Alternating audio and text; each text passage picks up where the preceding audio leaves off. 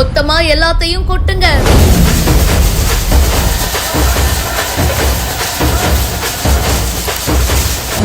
என்ன குறையாத ரூபாய் நோட்டுகள்.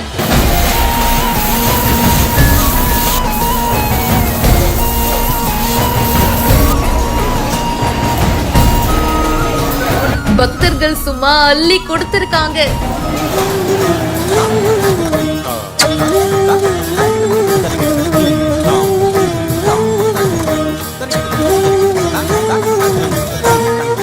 பழனியில இருக்கிற முருகன் கோவிலுக்கு பல பக்தர்கள் வருகை தருவாங்க. அதுலயும் இந்த சம்மர் டைம்லாம் கேட்கவே வேணாம். சோ இப்போ உண்டியல் என்னும் பணி நடந்திருக்குங்க.